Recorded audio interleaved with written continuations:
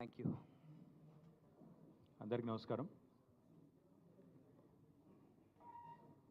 ఉమ్మడి ఆంధ్రప్రదేశ్ రాష్ట్రం 1956లో ఏర్పడ్డ తర్వాత, అంతకు పూర్వం భారతదేశానికి స్వాతంత్రం వచ్చిన తర్వాత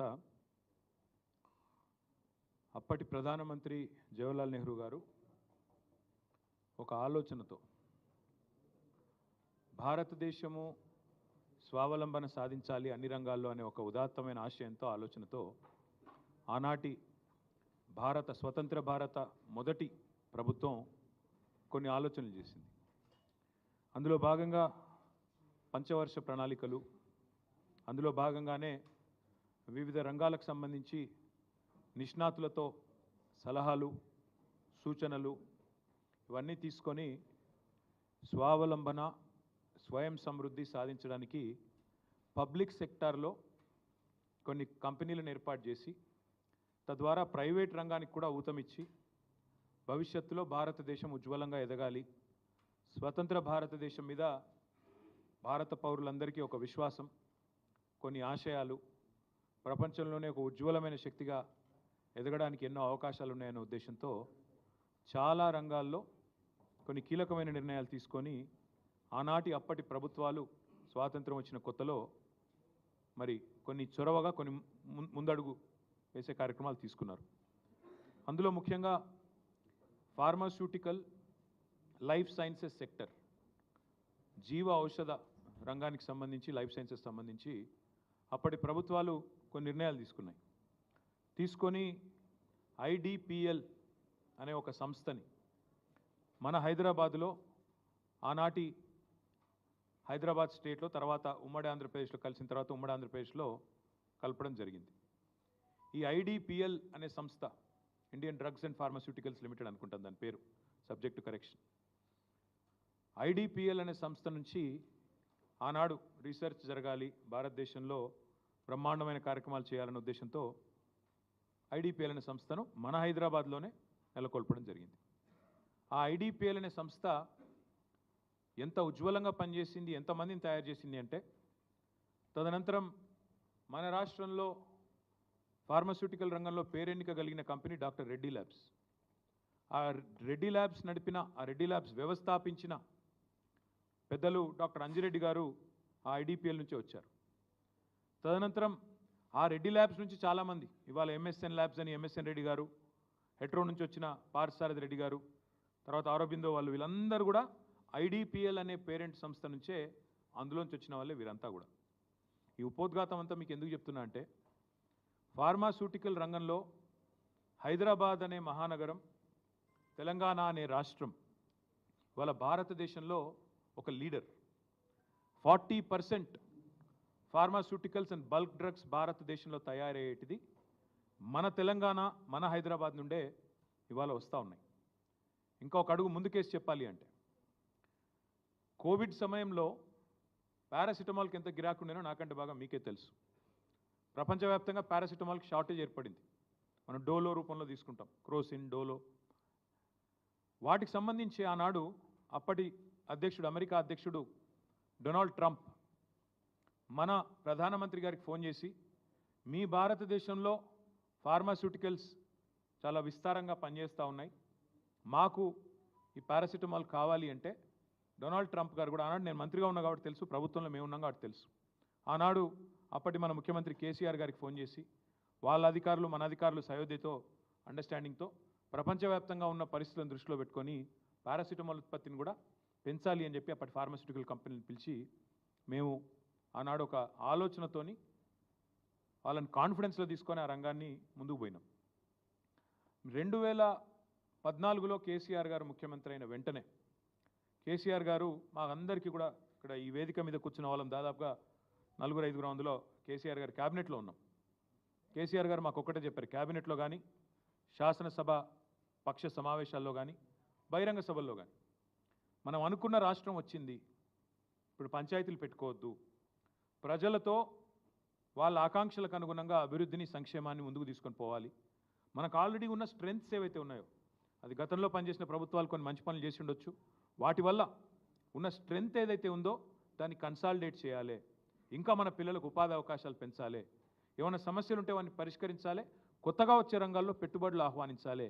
ఇంత ఒక ఇంటిగ్రేటెడ్ ఆలోచనతో కేసీఆర్ గారు ఆనాడు 3 హెలికాప్టర్లలో పారిశ్రామికవేత్తలను, అధికారులను, మా ప్రజాప్రతినిధులను తీసుకొని ఎక్కడ, ఎందుకంటే అది కూడా ఉత్తగానే ఆషామాషిగా చేయలేదు.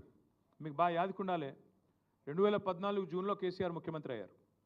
అయిన తర్వాత వెంటనే వారికి చైనాలో జరుగుతున్న world economic forum summer camp ఏదైతే ఉంటుందో, సమ్మర్ రిట్రీట్ ఏదైతే ఉంటుందో అక్కడికి రావాలని ఆహ్వానం వచ్చింది. చైనాలో దాలియాన్ అనే ప్రాంతంలో జరిగేదానికి కేసీఆర్ గారు పోయినారు. ఆనాటి అప్పటి పరిశ్రమల మంత్రి అప్పుడు జూపల్లి కృష్ణారావు, నేను ఇంకా అప్పటి ఇండస్ట్రీస్ మినిస్టర్ కాదు, ఐటీ మినిస్టర్ అప్పుడు నేను, ఆయన కూడా పోయినాడు. ఆయనతో పాటు అప్పుడు డిప్యూటీ సీఎం ఇంకా ఇప్పుడున్న కడియం శ్రేణి వీళ్ళందరూ పోయినారు. పోయిన తర్వాత అప్పుడు జగదీష్ రెడ్డి గారు కూడా పోయినట్టున్నారు. అందరూ పోయిన తర్వాత అక్కడ వరల్డ్ ఎకనామిక్ ఫోరంలో పాల్గొన్నారు. పాల్గొన్న తర్వాత చైనా ప్రపంచానికే మ్యానుఫ్యాక్చరింగ్ కేంద్రం ఎట్లయింది, ఉత్పత్తుల్లో చైనా ఎందుకు ప్రపంచ దిగ్గజంగా మారింది అని అర్థం చేసుకోవడానికి కేసీఆర్ గారు ఒక 2 రోజుల పాటు, ఆనాడు ఆయన ప్రిన్సిపల్ సెక్రటరీ, ఇంకా ఇండస్ట్రీ సెక్రటరీ నరసింహరావు, ప్రదీప్ చంద్ర, ఇంకా వాళ్ళందరూ ఉండే, జయేష్ రంజన్, వీళ్ళందరినీ తీసుకొని అక్కడ ఒక industrial park, Sichuan industrial park అని అక్కడ పోయినారు. అది ఎంత పెద్ద ఇండస్ట్రియల్ పార్క్ అంటే 70,000 ఎకరాలలో విస్తరించి ఉన్న ఒక ఇండస్ట్రియల్ పార్క్. అది మొత్తం తిరిగినారు. తిరిగి అక్కడ అధికారులను అడిగినారు, మీరు ఎందుకే ఇంత పెద్ద ఇండస్ట్రియల్ పార్క్ పెడతారు, దీనివల్ల లాభం ఏంది అన్నారు. వాళ్ళు ఒకటే చెప్పారు, సార్ ఎవల పాటికి వాళ్ళు యూనిట్లు ఎక్కడ పడితే అక్కడ చెట్టుకోకూడదు పుట్టకోకూడదు అన్నట్టు అయితే, మళ్ళీ ఎవలది వాళ్ళు ఎఫ్లూయెంట్ ట్రీట్మెంటు, ఎవలది వాళ్ళు పొల్యూషన్ కంట్రోలు, ఎవలది వాళ్ళు చేసుకుంటే ఎక్స్పెన్సివ్ ఎక్కువ అవుతుంది. అన్నిటినీ ఒక సమూహంగా తెచ్చి ఒక దగ్గర పెడితే common treatment facilities, common effluent facilities, common cooling facilities, common heating facilities, common electrical facilities, common utilities, ఇవన్నీ పెడితే ఎకానమీస్ ఆఫ్ స్కేల్ వస్తుంది. ఎకానమీస్ ఆఫ్ స్కేల్ అంటే ఏంది, ఒక చోట ఉండడం వల్ల కాస్ట్ ఆఫ్ ప్రొడక్షన్ తగ్గడానికి ఈ ఫెసిలిటీలన్నీ మళ్ళీ డూప్లికేషన్ లేకుండా, ఎవరిది వాళ్ళు మలమల చేసే అవసరం లేకుండా అన్నీ ఒక చోట పెడితే ఖర్చు తగ్గుతుంది, ఉత్పత్తి ప్రొడక్టివిటీ పెరుగుతుంది. తద్వారా ఈ పోటీ ప్రపంచంలో మీరు ప్రపంచంతో పోటీ పడడానికి అవకాశం ఉంటుంది అని చెప్పి వారు ఒక ఐడియా. పొల్యూషన్ కూడా పూర్తిగా నివారించవచ్చు, జీరో పొల్యూషన్. ఒకప్పుడు అంటే రామచంద్రాపురంలో, జీడిమెట్లలో, పాశమైలారంలో, పటాన్ చెరువులో, ఇంకొకడ మన నాచారంలో యూనిట్లు పెట్టినప్పుడు, ఫార్మా యూనిట్లు పెట్టినప్పుడు ఆధునికమైన టెక్నాలజీ లేదు. కానీ ఇప్పుడు వచ్చింది సార్, మీరు అనుకుంటే పక్కనే ఫార్మా యూనిట్ ఉన్నది అనే ఒక ఇది కూడా లేకుండా బ్రహ్మాండంగా జీరో పొల్యూషన్తో చేయొచ్చు, జీరో ఎఫ్లూయెంట్ డిశ్చార్జ్ అని చెప్పి వాళ్ళు చెప్పడం జరిగింది. అట్లాంటి ఫెసిలిటీస్ వచ్చినాయి, సాంకేతిక పరిజ్ఞానం వచ్చింది, అట్లా చేయండి అని చెప్పి వాళ్ళు చూపెట్టి మరీ చెప్పారు ఇట్లా చేయండి అని. చెబితే కేసీఆర్ గారు ఆనాడు ఇచ్చిన ఆదేశం ఏంటంటే ఇక్కడికి వచ్చి ఇండస్ట్రియలిస్టులతో మళ్ళీ సమావేశం అయ్యారు. ఎందుకంటే ఇక్కడ లైఫ్ సైన్సెస్ ఇండస్ట్రీ, నేను ఇందాక చెప్పినట్టు pharmaceutical bulk drugs industry, Hyderabad అప్పటికే ఒక కీలక కేంద్రంగా, కీలక స్థావరంగా ఉన్నది, ఒక హబ్గా ఉన్నది. వాళ్ళందరినీ పిలిచారు, రెడ్డి ల్యాబ్స్ వాళ్ళని, హెట్రో వాళ్ళని, ఎంఎస్ఎన్, ఇంకా ఇతర చాలా ఆరబిందో, అన్ని కంపెనీలు పెద్ద చిన్న అందరిని పిలిచారు. పిలిచి వాళ్ళని అడిగినారు, ఏమయ్యా మరి మీ విస్తరణ ప్రణాళికలు ఏంటి అని. వాళ్ళు ఏమన్నారంటే, సార్ మాకు పెద్ద పంచాయతీ అయిపోయింది, ఎక్కడన్నా ఒక కొత్త యూనిట్ పెట్టాలంటే మళ్ళీ పబ్లిక్ హియరింగు, భూసేకరణ పెద్ద సమస్య అయిపోయింది, మళ్ళీ పబ్లిక్ హియరింగు, మళ్ళీ మేము మొత్తం పెట్టుబడి పెట్టి మళ్ళీ అక్కడ ఎఫ్లూయెంట్ డిశ్చార్జు, పోలేపల్లి సెజ్ పెట్టినప్పుడు ఇట్లే గొడవలైనాయి, జడ్చర్ల కాడ చాలా కష్టమవుతున్నది సార్ అంటే, మరి చైనా వాళ్ళు ఇట్లా చెప్పినారు, మీరేమంటారని అన్నారు. ఇది correct sir, economies of scale ఒక దగ్గర పెడితేనే వస్తాయి, తద్వారా మాకు కూడా ఈ ప్రమాదం తప్పుతుంది అంటే కేసీఆర్ గారు ఎంత ముందు చూపుతూ ఆలోచించారంటే, ఒక పెద్ద ఫార్మా పార్క్ అంటూ పెడితే దాని చుట్టూతా మాకు చెప్పారు, అప్పుడు నేను మున్సిపల్ మినిస్టర్, తదనంతరం చుట్టూతా ఒక 5-6 కిలోమీటర్ల వరకు లేఅవుట్లు కూడా పర్మిషన్ ఇవ్వకండి. ఎందుకంటే నేను గమనించాను, నేను నా అనుభవంలో చెప్తున్నాను, నాచారం చుట్టూ ఫస్ట్ ఇండస్ట్రీ వచ్చింది, ఆ తర్వాత రెసిడెన్సీస్ వచ్చినాయి. కానీ తర్వాత ఏమవుతుంది, రెసిడెన్షియల్ వాళ్ళు గొడవ స్టార్ట్ చేస్తారు, పక్క నుంచి అంత కాలుష్యం మాకు వస్తున్నది, బాచుపల్లి వస్తున్నది, బాచుపల్లిలో కూడా అదే చూసాం. ఒకటి కాదు ఇక చాలా చోట్ల ఫస్ట్ ఇండస్ట్రీ వస్తుంది, దాని దగ్గర ఇండ్లు వస్తాయి, కాలనీలు వస్తాయి, అటెనక లొల్లి స్టార్ట్ అవుతుంది, ఇది నీకు తరలించాలని లొల్లి. కాబట్టి కేసీఆర్ గారు మాకు ఎంత దూరం చెప్పారంటే, మనం ముచ్చర్లలో ఫార్మా పార్క్ పెడదాము, పెట్టి అది కూడా తానే తీసుకోవాలని నిర్ణయం.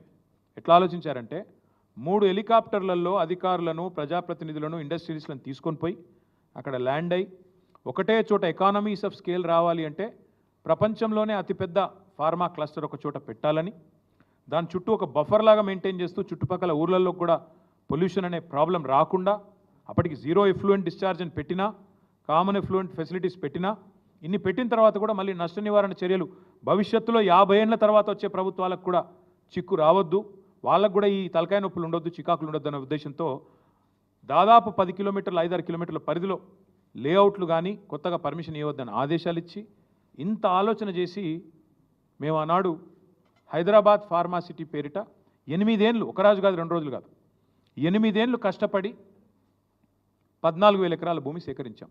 అందులో గవర్నమెంట్ ల్యాండ్ ఉన్నది, కొంత ప్రైవేట్ ల్యాండ్ ఉన్నది. అక్కడ కూడా ఇదే కాంగ్రెస్ వాళ్ళు, ఇవాళ ఏ కాంగ్రెస్ వాళ్ళు అయితే ప్రభుత్వంలో ఉన్నారో, మా సబితక్క ఇప్పుడే వస్తూ ఉంటే ఇక్కడికి వస్తూ ఉంటే గుర్తు చేశారు నాకు.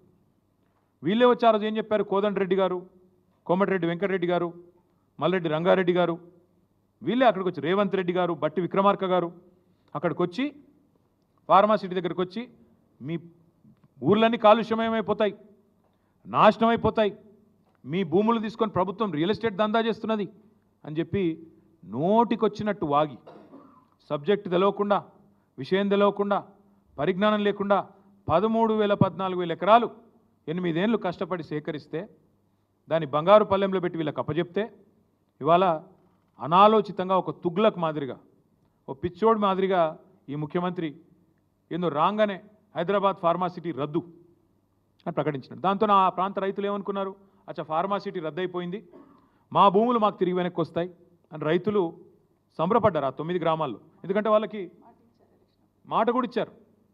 రేవంత్ రెడ్డి గారు, బట్టి విక్రమార్క గారు, మల్రెడ్డి రంగారెడ్డి గారు, ఆ ప్రాంతంలో పోటీ చేసిన కిచ్చన్న గారు, లక్ష్మారెడ్డి, ఆ ప్రాంతంలో ఉన్న కోదండరెడ్డి, వీళ్ళందరూ కూడా మాట ఇచ్చినారు, మీ భూములు మీకు తిరిగిస్తాం, ఫార్మా సిటీ రద్దు చేస్తామని చెప్పారు. అన్నమాట ప్రకారమే రేవంత్ రెడ్డి వచ్చి రాగానే ఫార్మా సిటీ రద్దు అని ప్రకటన ఇచ్చాడు. ఇండస్ట్రీస్ మినిస్టర్ కూడా శ్రీధర్ బాబు కూడా ఫార్మా సిటీ రద్దు అని చెప్పిండు. చెప్పినాక మళ్ళా నెల రోజుల్లో ఏమైందో తెలియదు, మనసు మార్చుకున్నారు, మార్చుకొని కొత్త కథ మొదలుపెట్టినారు. ఫార్మా సిటీ రద్దు అన్నారు. అన్న తర్వాత లేదు ఫార్మా సిటీ ఉంది కానీ కుదిస్తున్నాం అని ఒక మాట. ఒక చోట కాదు 20 చోట్ల పెడతాం, ఫార్మా సిటీ కాదు, మేము కేసీఆర్ ఫార్మా సిటీ అన్నాడు కదా, నేను సేమ్ పేరు పెడితే బాగుండదు అనుకొని ఫార్మా విలేజ్, సిటీ అన్నాడు కాబట్టి విలేజ్ అని చెప్పి ఓ పేరు మార్చిండు. కేసీఆర్ అనేవాళ్ళు ఉండొద్దు కదా, మార్చి 20 చోట్ల ఫార్మా విలేజ్లు అని డిక్లేర్ చేసిండు. ఒక చోట మేము స్థలం సేకరించడానికి కారణం ఏంటి అంటే మాకు తెలియక కాదు, మాకు పరిజ్ఞానం లేక కాదు, మేము ఆలోచించి అర్థం చేసుకొని హైదరాబాద్ భవిష్యత్తు దృష్టిలో పెట్టుకొని తెలంగాణ భవిష్యత్తులో కూడా లైఫ్ సైన్సెస్ సెక్టర్లో లీడర్గా ఉండాలి, ఈ 2030వ సంవత్సరం కల్లా 100 బిలియన్లు కాదు $200 బిలియన్ పెట్టుబడి తెలంగాణకు తేవాలి, ఈ లైఫ్ సైన్సెస్ సెక్టర్లోనే 4-5 లక్షల మంది పిల్లలకు కొలువులు ఇవ్వాలి, ఇంకా విస్తరించాలన్న ఉద్దేశంతో అంతర్జాతీయ ఫార్మా యూనివర్సిటీ, అందులోనే ఒక అవసరమైతే ఒక ఎయిర్ స్ట్రిప్, అందులోనే లివ్ వర్క్ లెర్న్ ప్లే అంటూ ఇట్లా ఒక మంచి ఆలోచనతో ప్రపంచ దేశాలని, ఊరికేనే కాదు, ఈరోజు చీఫ్ సెక్రటరీగా ఉన్న శాంతి కుమారి గారు ఆ రోజు ముఖ్యమంత్రి గారి కార్యాలయంలో చేజింగ్ సెల్కి ఇన్ఛార్జ్గా ఉన్నారు. చేజింగ్ సెల్ అంటే ఇన్వెస్ట్మెంట్ ప్రమోషన్ సెల్, ఇన్వెస్ట్మెంట్ని ఆకర్షించడానికి, ఇన్వెస్ట్మెంట్ని చేజ్ చేయడానికి పెట్టిన ఒక సెల్, దానికి ఇన్ఛార్జ్గా శాంతి కుమారి గారు సెక్రటరీ టు చీఫ్ మినిస్టర్గా ఉన్నారు అన్నాడు, principal secretary to chief minister. ఆ మేడం ఆధ్వర్యంలో మా ఇండస్ట్రీ సెక్రటరీని ఐర్లాండ్కి, తర్వాత ఇంకా ఇతర ఫార్మా స్థావరాలు ఎక్కడెక్కడైతున్నాయో అన్ని చోట్లకు పంపారు. ఒక 5-6 దేశాలు పోయినారు వాళ్ళు, నాకు గుర్తు రావట్లేదు, ఐర్లాండ్, సింగపూర్, ఇంకెక్కడెక్కడో పోయారు. మేము పోలేదు, అధికారులు పోయారు. వాళ్ళని కూడా తిప్పి ఎట్లా పెట్టాలి మనం ఫార్మా అని చెప్పి ఆలోచన చేసి హైదరాబాద్ ఫార్మా సిటీకి మేము అంకురార్పణ చేయడం జరిగింది. కాకపోతే ఎలక్షన్ తర్వాత మొదలు పెడదాం, ఎందుకంటే అప్పటికే మొత్తం 13-14 ఎకరాలలో కామన్ ఫెసిలిటీస్ పోను ఒక నికరంగా 8,000 పైచిలకు ఎకరాలు మిగులుతోంది. దాన్ని ఎట్లా వినియోగించాలి అన్నప్పుడు డిమాండ్ చాలా ఎక్కువ ఉండే. చిన్న కంపెనీలు, పెద్ద కంపెనీలు అందరూ 200 ఎకరాలు కావాలి, 300 ఎకరాలు కావాలని ముందుకు వచ్చినారు. సో మేము ఆలోచనతో అక్క వాళ్ళు కూడా, సబితక్క, మంచిరెడ్డి కిషన్ రెడ్డి గారు వచ్చి, అన్న మరి యూనిట్లు పోతున్నాయని కేసీఆర్ గారికి చెప్పారు. అన్న మరి యూనిట్లు వస్తాయంటున్నారు, రైతులకేమో వాళ్ళ హ్యాపీగా లేరు, పరిహారం విషయంలో కోపంగా ఉన్నారు, ఇంకా పెంచితే బాగుంటుందేమో అంటే కేసీఆర్ గారు నిర్ణయం తీసుకొని 1 ఎకరా భూమి పోతే వాళ్ళకి వెంటనే అక్కడ ప్లాటెడ్ ఏరియా, డెవలప్డ్ ఏరియా, ఒక హౌస్ సైట్ ఇవ్వండి, 1 ఎకరం పోతే 1 గుంటెడు జాగా వెంటనే మంచి డెవలప్డ్ లేఅవుట్లో ఇవ్వండి అంటే అక్క దగ్గరుండి మంత్రిగా ఆనాడు లేఅవుట్లు కూడా మేమే చేసినాం. 500 ఎకరాల్లో లేఅవుట్లు వేసినాం, కొంతమందికి పట్టాలు ఇచ్చాం. ఇవన్నీ కూడా చేసింది మా ప్రభుత్వం. చేసిన తర్వాత ఈ తుగ్లక్ ముఖ్యమంత్రి వచ్చి ఫార్మా విలేజ్ అన్నాడు. ఎందుకు చెప్తున్నా ఇదంతా నేపథ్యం మీకంటే, నిన్న కొడంగల్లో జరిగింది అదేదో కుట్రతోనో అదేదో కువారంతోనో ఇంకో దాంతోనో జరిగింది కాదు. ఈ ముఖ్యమంత్రి యొక్క అనాలోచిత మూర్ఖ తుగ్లక్ విధానాల వల్లనే ఇవాళ ఒక్క కొడంగల్లో కాదు, మొన్న సంగారెడ్డి జిల్లా న్యాల్కల్ అక్కడ కూడా గొడవ జరిగింది. అక్కడ కూడా రైతులు మా భూములు ఇవ్వమని చెప్పి రోడ్డు ఎక్కినారు. కొడంగల్లో ఈరోజు కాదండి, దయచేసి నేను మీడియా మిత్రులను కోరుతా ఉన్న, ప్రజలకు కూడా వాస్తవాలు చెప్పండి. 6-7 నెలల కిందట, ఇంకెక్కువ 8-9 నెలల కిందట ముఖ్యమంత్రి సోదరుడు తిరుపతి రెడ్డి ఆయనకు ఒక ఫోన్ కాల్ వైరల్ అయింది. మీరు చూసే ఉంటారు, వినే ఉంటారు. ఏమని? ఒక రైతు ఫోన్ చేసి తిరుపతి రెడ్డి గారిని అడుగుతున్నాడు, మేము ఎందుకు ఇవ్వాలా మా భూములు, ఇవ్వకపోతే ఏం చేస్తుంది ప్రభుత్వం అని గట్టిగా అడిగితే, తన్ని తీసుకుంటాం ఆయన అన్నమాట, తన్ని తీసుకుంటాం నా కొడక అని మాట్లాడినాడు ఆయన.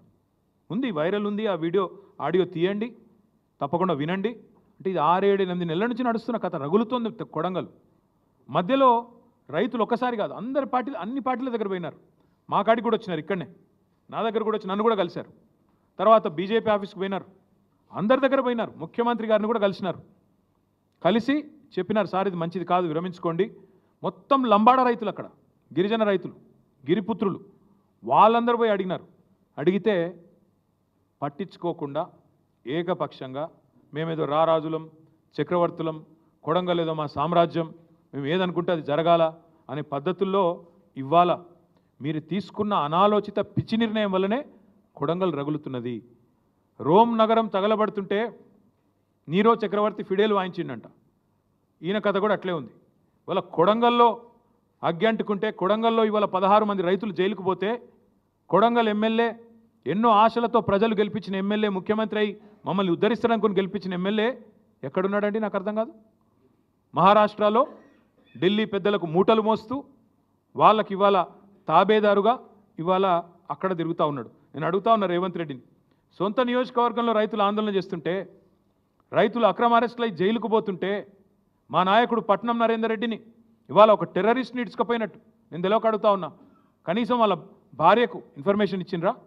అరెస్ట్ వారెంట్ ఉందా? అసలు వాళ్ళు పోలీసులు మఫ్టీలో చెతకపోతారండి? ఆయన ఏమైనా బందిపోట, తీవ్రవాద? అది అసలు అరెస్టా, కిడ్నాపా? ఇష్టం వచ్చినట్టు ఇంటికి వస్తావా, దుద్యాలకు వస్తావా, ఎక్కడికి వస్తావరా, వచ్చి కూర్చో, రైతులకు చెప్పు, నీ ఆలోచన వల్ల జరుగుతున్న లాభం ఏందో చెప్పు. ఇవాళ మా అందరికీ వచ్చిన అవగాహన, ప్రజలకు వచ్చిన అవగాహన ఒకటే, ఇవాళ ఈ భూసేకరణ పేరిట రేవంత్ రెడ్డి ప్రభుత్వం చేస్తున్నది దళిత, గిరిజన, బీసీల భూములను లాక్కొని వాళ్ళ అనుయాయులకు, వాళ్ళ కుటుంబ సభ్యులకు రియల్ ఎస్టేట్ పేరిట వ్యాపారం కోసం, రియల్ ఎస్టేట్ పేరిట వ్యాపారం చేసుకోవడానికి, డబ్బులు సంపాదించుకోవడానికి చేస్తున్న ఒక కుట్ర. ఇది కాంగ్రెస్ ప్రజాపాలన కాదు, ఇందిరమ్మ రాజ్యం కాదు, ఇందిరాగాంధీ ఎమర్జెన్సీ రాజ్యాన్ని తలపిస్తున్న పరిస్థితి. ఎందుకంటా ఉన్న ఈ మాట అంటే ఊరికే అనట్లేదు.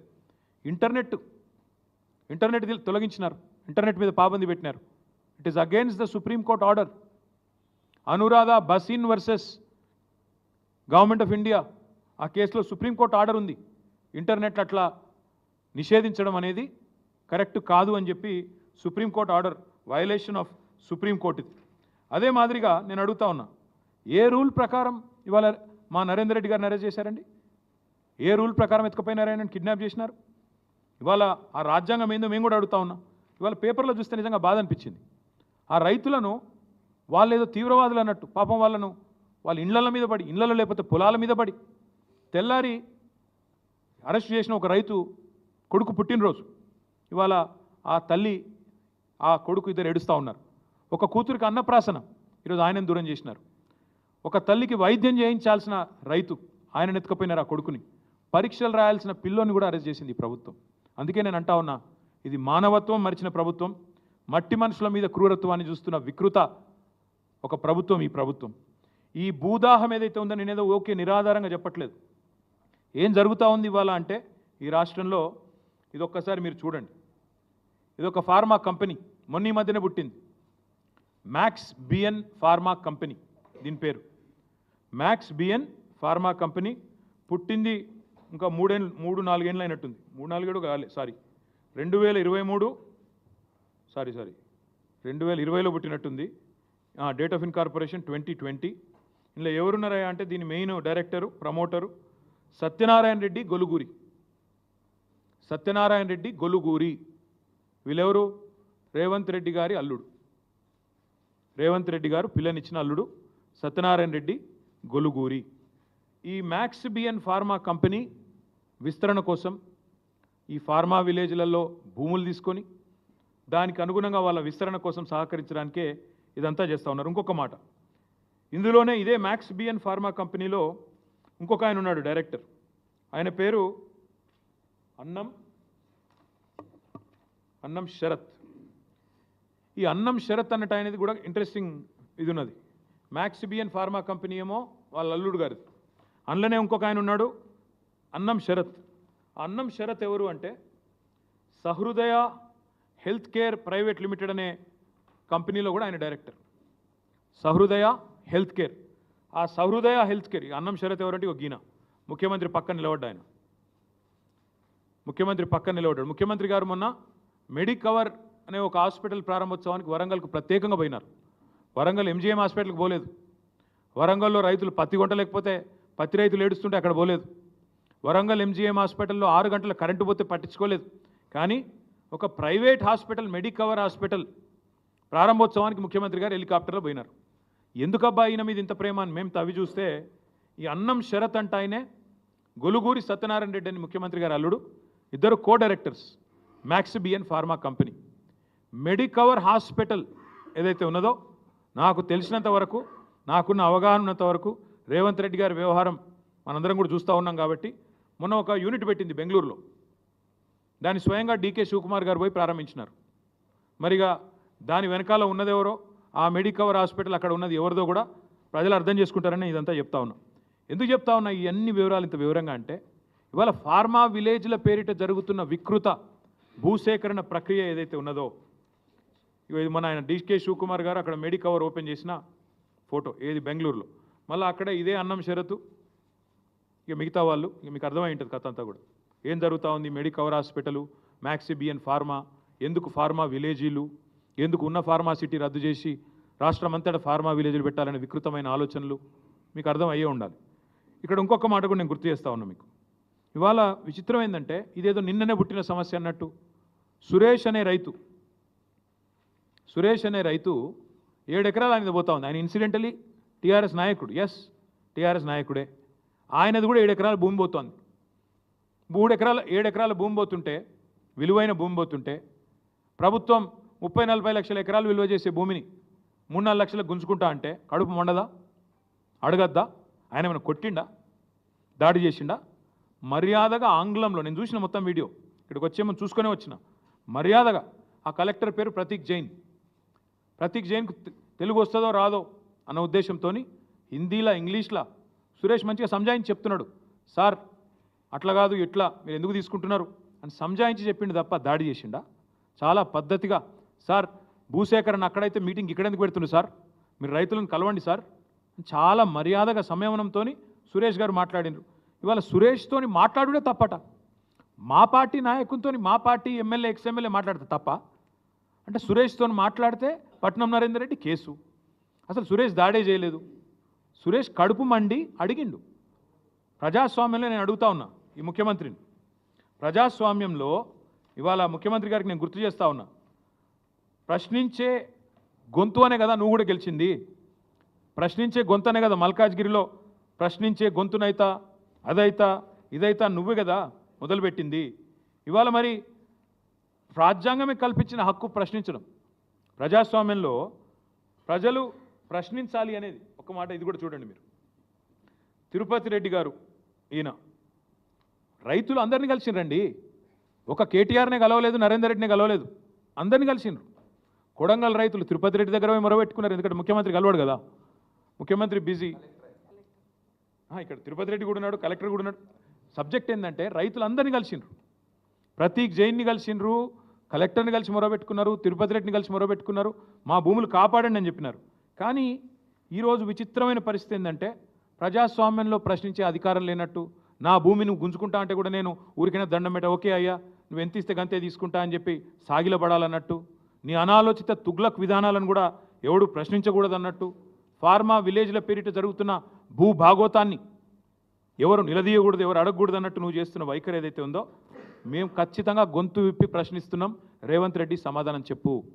ఒకవేళ సురేష్ మా నరేందర్ రెడ్డిని కలవడం తప్పైతే, సురేష్ మరి నాతో వచ్చి కలవడమే తప్పైతే నేను అడుగుతా ఉన్నా రేవంత్ రెడ్డి గారిని, మరి మీరు రాహుల్ గాంధీ తెల్లారలేసి తిడతా ఉంటాడు అదానిని, ఏమని దేశాన్ని దోపిడీ చేస్తాడని తిడతాడు.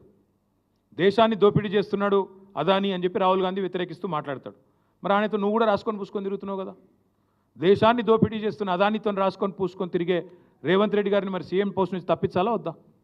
నిజంగా మీరు చెప్పింది అదే లాజిక్ అయితే సురేష్ గారు ప్రశ్నించడమే తప్పు, ఆ సురేష్ గారు వచ్చి నన్ను కలవడం నరేందర్ రెడ్డితో ఫోన్ మాట్లాడడం తప్పైతే నేను అడుగుతా ఉన్నా ఏం ఎవిడెన్స్ ఉందండి? సురేష్ దాడి చేసిండా, నరేందర్ రెడ్డి దాడి చేపించిండా? ఫోన్లో మాట్లాడటమే తప్ప మా నాయకుడు ఇంకో నాయకుడితో. కాబట్టి నేను అనేది రేవంత్ రెడ్డిని, ఈ ప్రభుత్వాన్ని వెంటనే మీ మూర్ఖపు ఆలోచనలు మానుకోండి. ఫార్మా విలేజ్ల పేరిట రావణ కాష్టం చేస్తాం రాష్ట్రం అంటే ఊరుకోము. మీరు హైకోర్టును కూడా మోసం చేస్తున్నారు. నేను గుర్తు చేస్తూ ఉన్నా, హైకోర్టు జడ్జిలకు కూడా నేను విజ్ఞప్తి చేస్తూ ఉన్నా. హైకోర్టులో ముచ్చర్ల రైతులు, హైకోర్టులో కందుకూరు రైతులు పిటిషన్ వేసినారు. మా భూములు ఫార్మాకు వాడుతున్నారా దేనికి వాడుతున్నారో ప్రభుత్వం చెప్పాలంటే హైకోర్టులోనేమో ఫార్మా సిటీ ఉన్నది అని చెప్తారు, బయటనేమో ముఖ్యమంత్రి గారు అట్టహాసంగా ఒకరోజు ఫ్యూచర్ సిటీ అంటాడు, ఇంకో రోజు ఫోర్త్ సిటీ అంటాడు, ఇంకో రోజు ఏఐ సిటీ అంటాడు, ఇంకో రోజు స్కిల్ యూనివర్సిటీ అంటాడు. ఎక్కడ పెడుతున్నావా ఇవన్నీ అంటే 1 ఇంచు భూమి సేకరించినవా అదనంగా ఎక్కడన్నా? గతంలో ఫార్మా సిటీ కోసం సేకరించిన భూముల్లోనే కదా ఇవన్నీ పెడతానంటుంది. మరి ఫార్మా సిటీ కోసం సేకరించిన భూములు కండిషనల్ ల్యాండ్ అక్విజిషన్. అది రంగారావు గారి భూమి ఉందనుకోండి, ఆ రంగన్నకు నోటీస్ వస్తుంది ఏమని, ఇగో మీ భూమిని మేము ఫార్మా సిటీ కోసం తీసుకుంటున్నామని వస్తుంది. ఫార్మా సిటీ కోసం కాకుండా ఇంకా దేనికి మళ్ళీ ఇచ్చినా అది వెంటనే రద్దు అవుతుంది, వెంటనే నల్ అండ్ వాయిడ్ అవుతుంది ఆ ల్యాండ్ అక్విజిషను యాక్ట్ ప్రకారము. ఇదే మాట మేము అడిగితే అసెంబ్లీలో కూడా అడిగాం. లేదు లేదు లేదు మీరు చాలా తెలివిగా ప్రజల్ని తప్పుదోవ పట్టించే ప్రయత్నం చేస్తున్నారన్నారు. ఇవాళ తప్పుదోవ పట్టిస్తుంది ఎవరు? తప్పుడు పనులు చేస్తుంది ఎవరు? తప్పుడు కూతలు కూస్తున్నది ఎవరు? ఆ ఫార్మా సిటీ కోసం సేకరించిన భూముల్లో ఫోర్త్ సిటీ పేరిట రియల్ ఎస్టేట్ దందా చేస్తున్నాడు ఎవడు? నిన్న అక్క దగ్గరికి 300 ఫీట్ల రోడ్ వేస్తున్నాడు కొత్తగా, అక్కడ ఏదో 340 ఫీట్ల రోడ్డు.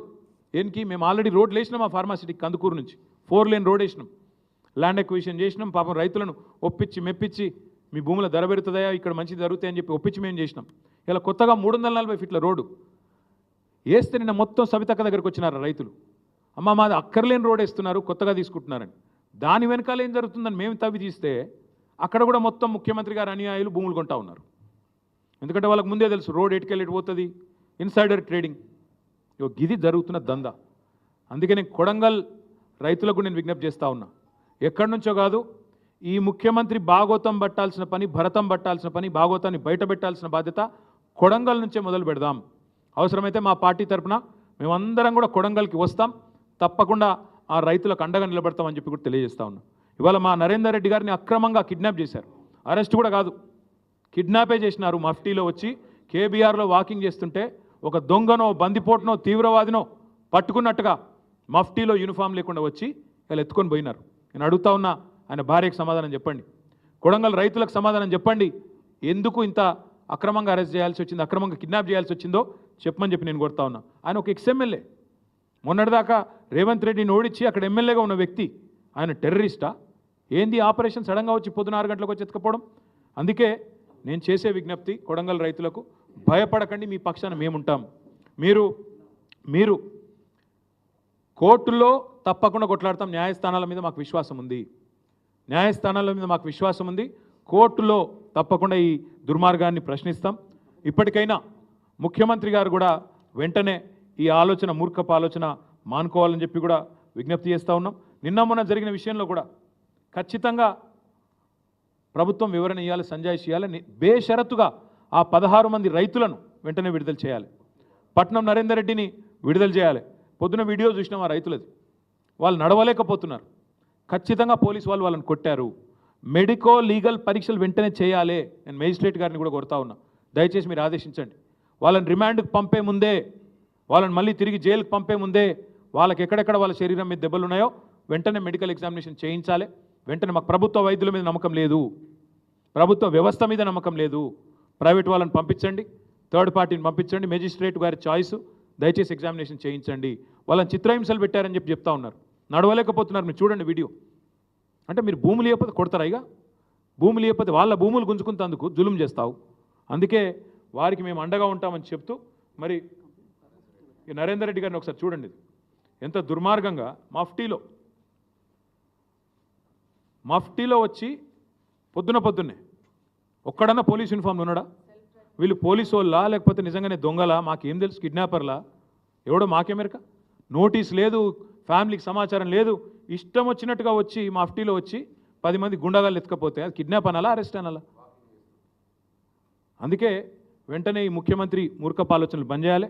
మీ అల్లుని భాగోతం, ఫార్మా కంపెనీల భాగోతం, పుట్టగొడుగుల్లాగా మీ కుటుంబ సభ్యుల సంస్థలు ఏవైతే వెలుస్తున్నాయో వీటన్నిటిని కూడా మళ్ళీ తదుపరి ధారావాహికంగా చెప్తూనే ఉంటాం, ప్రజల దృష్టికి తీసుకొస్తూనే ఉంటాం. కానీ ఫార్మా విలేజ్ల పేరిట చేస్తున్న దాష్టికాన్ని, రాష్ట్రాన్ని రావణ కాష్టంలా చేసే ప్రయత్నాన్ని మానుకోండి. ఇంకొక మాట, మా కందుకూరు రైతులు, మా ముచ్చర్ల రైతులు, యాచారం రైతులు ఎదురు చూస్తూ ఉన్నారు. మీరే మాటిచ్చిన ఎలక్షన్ ముందు ఫార్మాసిటీ రద్దు చేస్తాం, రాగానే భూములు తిరిగిస్తామన్నారు. ఎప్పుడు ఇస్తారో చెప్పండి, ఎప్పుడు ఇస్తున్నారో తేదీ చెప్పండి, ప్రకటించండి, వెంటనే నిర్ణయం తీసుకోండి అని చెప్పి డిమాండ్ చేస్తూ మీ అందరికీ కూడా ధన్యవాదాలు, నమస్కారం.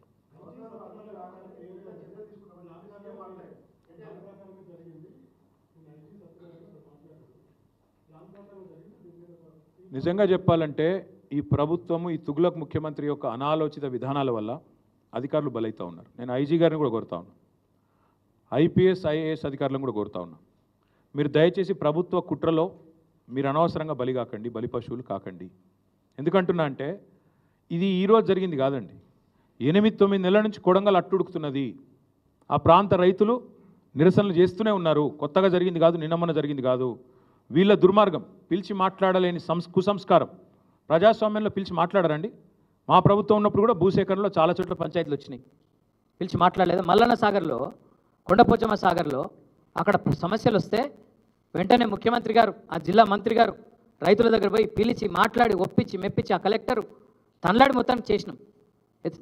కోర్టుకు పోతే కోర్టులో కూర్చొని కోర్టును సంజాయించి అక్కడ బెస్ట్ పరిహారం ఇచ్చి కడుపులో తలబెట్టి మీకు జరిగే లాభాన్ని వివరించి మొత్తానికి అల్టిమేట్గా ప్రాజెక్ట్ పూర్తి చేసినాం. అట్లుంటుంది. కానీ ప్రభుత్వం అంటే నువ్వు ఇస్తావా సస్తావా, తిరగబడరా? పిల్లిని కూడా రూమ్లో వేసి కొడితే మరల పడదా? 9 నెలల నుంచి ప్రభుత్వానికి టైం లేదండి. ముఖ్యమంత్రి గారు సొంత నియోజకవర్గంలో కలెక్టర్ గారికి టైం దొరకలేదు, తిరుపతి రెడ్డికి టైం లేదు, ముఖ్యమంత్రికి టైం లేదు. ఏం చేస్తున్నారు అందరూ? రియల్ ఎస్టేట్ దందాల్లో బిజీగా ఉన్నారా? అందుకే అంటున్నా నేను, కుట్ర జరిగింది అంటే నిజంగా చెప్పాలంటే ఒక అడుగు ముందుకేసి చెప్తా ఉన్నా. మేము కూడా చూసినాం వీడియో నిన్న. నేను ఇంకొకటి అడుగుతా బ్రదర్, ఐజీ ఎట్లా మాట్లాడుతున్నా నాకు అర్థం కాదు. దాడి జరిగిందని కలెక్టర్ చెప్తుండే, దాడి జరగలేదు అంటుండు. కలెక్టర్ దాడి జరగలేదు అంటాడు, దాడి అనద్దానిలే, దాడి జరగలేదు అన్నాడు. నాకేం కాలేదు, దాడి జరగలే అన్నాడు ఆయన. మరి ఈయన దాడి జరిగిందని ఎట్లా చెప్తాడు? ఒక జిల్లా కలెక్టర్ ఏమో దాడి జరగలేదు అంటాడు, దాడి ఏం కాలేదంటాడు. ఈయన దాడి జరిగిందంటాడు. కుట్ర ఎక్కడిది అప్పుడు? ఇంకొక అడుగు ముందుకేసి చెప్తున్నాను నేను. మేము కూడా చూస్తున్నాం అసలు ఇది నిఘా వ్యవస్థ వైఫల్యం. కలెక్టర్ను మరి ఆయన గన్మెన్లు ఎడవేయినరు, పోలీసు వాళ్ళు ఎడవేయినరు. ఏమైనా జరిగితే వెంటనే ముందు ఆపాల్సిన వాళ్ళు ఎక్కడ పోయినరు? నేను ఒక్కడు కనవడలేదు. అంటే ఉద్దేశపూర్వకంగా ఆడ అశాంతిని రగిల్చి దాని పేరు మీద భూములు గుంజుకోవాలని చక్కరా? దాని పేరు మీద బలవంతం చేసి వీళ్ళు మర్యాద ఇంటలేరని చెప్పి బెదిరించి గుంజుకునే చక్కరా? చూస్తుంటే అట్లే కనబడుతుంది కుట్ర. మరి ఇది మాకు ఇప్పుడు ఇంకోటి, సురేష్ మా నాయకుడు ఎస్, నరేందర్ రెడ్డి మా నాయకుడు ఎస్. మరి సురేష్ భూమి పోతుంది, కొట్లాడా సురేష్? అడగద్దా? నోరు మూసుకొని కూర్చోవాలన్నా? తప్ప అది కూడా? సురేష్ నన్ను వచ్చి కలిస్తే తప్ప? వాళ్ళ పార్టీ వర్కింగ్ ప్రెసిడెంట్ నేను, నాకు కాకపోతే ఇంకొని చెప్పుకుంటాడు. వచ్చిండు చెప్పుకున్నాడు, ఆయన ఒక్కడు రాలే. 50-60 మంది రైతులు వచ్చిండ్రు. ఇక పెడతాడు ఐజీ గారు, మా మీద కేసు పెడితే పెట్టమని నేను ఎందుకు వద్దంట? సురేష్ నన్ను వచ్చి కలిసిడే తప్పైతే నా మీద కూడా కేసు పెట్టమని నేను ఎందుకు వద్దంట? పెట్టుకో. ఏమన్నా 40 నిమిషాలు చెప్పినా కాగా సీఎం వాడో పిచ్చోడు, 40 నిమిషాలు చెప్పిన. ఇంకెన్నిసార్లు చెప్పాలి నాకు అర్థం కాదు. 40 నిమిషాలు వివరంగా చెప్పిన, ఏం చేస్తావో చేసుకో అని చెప్పి. ఇంకేం చెప్పాలి? ఎన్నిసార్లు చెప్పాలి? ఏం ఫార్ములా అయ్యి? మనకి తెలిసిన ఒకటే ఒక ఫార్ములా, రియల్ ఎస్టేట్ ఫార్ములా. అది తప్ప ఇంకేం ఫార్ములా తెలియదు. ఆ రియల్ ఎస్టేట్ ఫార్ములా, బ్యాగులు మోసే ఫార్ములా, ఈ ఫార్ములాలు తప్ప వేరే ఫార్ములాలు అర్థం కావు. అది ఫార్ములా అయ్యి అంటే తెలుసా ఆయనకి? ఏమన్నా ఏం తెలుసు? ఏం మాట్లాడతాడు? ఊకే ఒకటేనా? ఇక ఇంకోటి బ్రదర్, నేను ఇంకోటి యాద్ చేస్తున్నా మీకు. 11-12 నెలల్లో మీకు కూడా బోర్ కొట్టాలి. అరే ఓ రోజు కాళేశ్వరం స్కాము, ఓ రోజు ట్యాపింగ్ స్కాము, ఓ రోజు డ్రగ్స్ స్కాము, ఓ రోజు ఇంకో స్కామ్. ఇవేనా ఊకే కథలిగా? రైతులేంది, వాళ్ళ గోసేంది, భూములు గుంజుకునుడేంది, రైతు బంధు ఎగ్గొట్టుడేంది, తులం బంగారం ఏడవాయే, 6 గ్యారెంటీలు ఏడదొచ్చినాయి. దీని గురించి అడుగుడు లేదా మీడియా కూడా? మేము తేరగా దొరికినా మమ్మల్ని అడుగుతారు, వానెందుకు అడుగుతలేరు? మీరు ఎవరు బ్రదర్? ఓకే, మేము అగ్రెసివ్ పోతలేం నువ్వు అంటున్నావు, ఎక్కువ తక్కువ మాట్లాడుతున్నావు వాళ్ళు అంటారు. మరి మేమేం చేయాలి? కేసులు పెట్టవాటి మేము అగ్రెసివ్ బ్రదర్. మీరు పొమ్మంటే ఇంతకంటే ఎక్కువ అగ్రెసివ్ పోతాం, కానీ మీకు కొద్దిగా మా మీద నిరుత్సాహం ఉన్నట్టుంది, ఇంకా అగ్రెసివ్ పోతాం, తొందరపడదు. ఓకే ఓకే, డెఫినెట్గా మా పార్టీ తరఫున లగిచర్ల పోతాము, తప్పకుండా రైతులకు అండగా నిలబడతాము. నిన్న మా నాయకులు మధుసూనాచారి గారు, శ్రీనివాస్ గౌడ్ గారు, మా పట్నం నరేందర్ రెడ్డి, అవినాష్ రెడ్డి గారు, వీళ్ళందరూ పోతే, మా ఎమ్మెల్సీలు నవీన్ కుమార్ రెడ్డి గారు అందరూ పోతే అరెస్ట్ చేశారు. తప్పకుండా పోతాం. ఆ లగిచర్ల రైతులకు మేము అండగా ఫిజికల్గా నిలబడతాం, ప్రత్యక్షంగా ఉంటాం. వాళ్ళు న్యాయస్థానాల్లో కూడా వాళ్ళకి న్యాయం జరిగేదాకా కొట్లాడతాం. అది కూడా చెప్తున్నాను.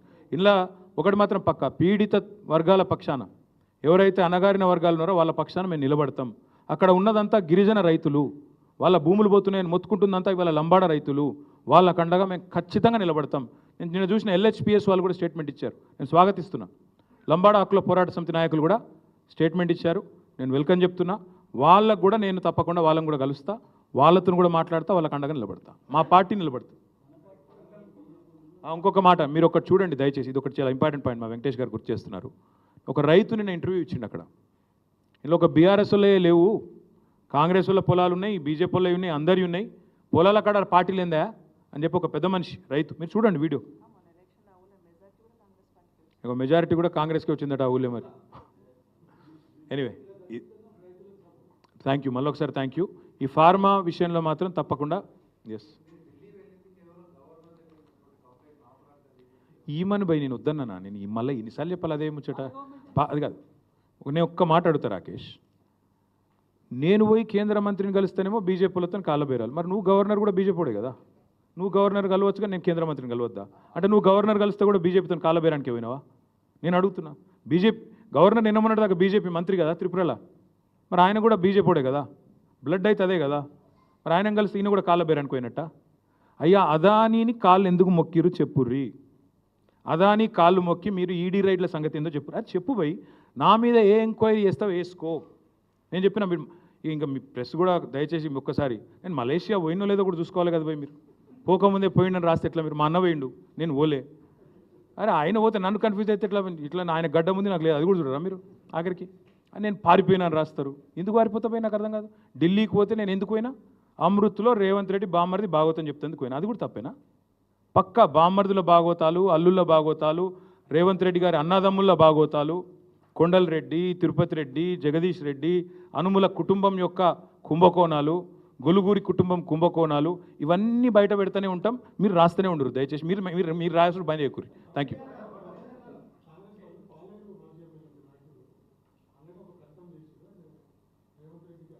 ఆయనకు అవగాహన లేదు, ఆయన ఎప్పుడైనా వస్తే నేను మాట్లాడి అన్ని విషయాలు చెప్తాను. ఏమంటారు? అదే ప్రోగ్రాంలో రేవంత్ రెడ్డి గారు ఇంకో మాట చెప్పిండ్రు, T hub and startup policy of Telangana is the best policy in India అని కూడా చెప్పిండు. ఇక నేను ఏమంటున్నా అంటే, రేవంత్ రెడ్డి ఎక్కడేం మాట్లాడతారో ఎవరికి తెలియదు, కానీ కొడంగల్ గురించి మాట్లాడదాం. ఇంకో రోజు మాట్లాడుకుందాం, ఎందుకంటే మీరు మలుపుతారు మళ్ళీ.